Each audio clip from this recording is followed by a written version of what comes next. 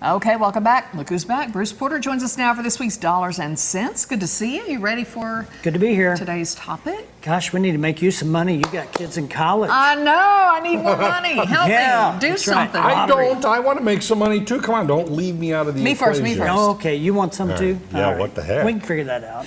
Okay, here is our question for today from someone who does want to know what to do about money. Yeah.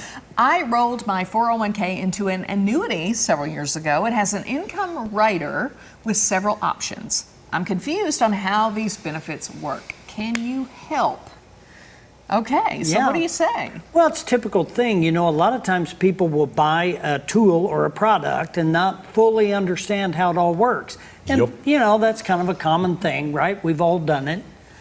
The thing you got to remember about retirement type money, 401k, that type of stuff, it's always all about sustainable income. Right. Because the purpose of that, because of tax liabilities, is to generate a stream of income and to some extent stay in control, right? Sure. Right. So if you've got a tool or a product that says guaranteed lifetime income benefit or guaranteed withdrawal benefit or guaranteed income options, you want to pay close attention to that because usually there's a separate fee for that type of option. Not always, but in some cases. Now, that is always about growth and income. So when you're not using it for income, it's in what they call deferral. So it's just compounding and growing. Right. Well, these riders offer guaranteed growth,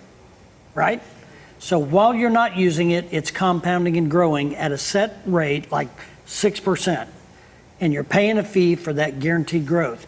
Now, years down the road, a year, 10 years later, whenever, you want to turn on the guaranteed income, you've got a set income rate based on your age. Right. So the fee now is not paying for the growth, it's paying for the income for life, while you still stay in control of your money, right?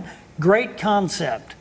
The problem is, though, a lot of times people will retire early and they'll buy a product with a fee on it with a guaranteed income, but they're not planning on touching the money till they're 70 and they're 55. Well, if the rider expires in 10 years, or if you're not going to plan on using that money earlier and waiting till later, why buy something you're not going to use?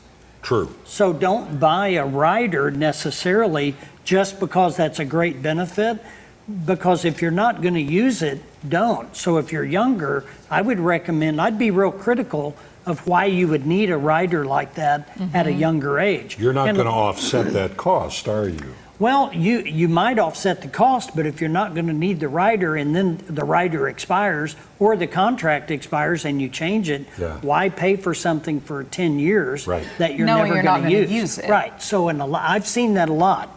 So in this particular case, it sounds like this guy rolled his money and he's got some kind of a benefit on that he doesn't understand. So I would recommend, feel free to call me, 882-1800.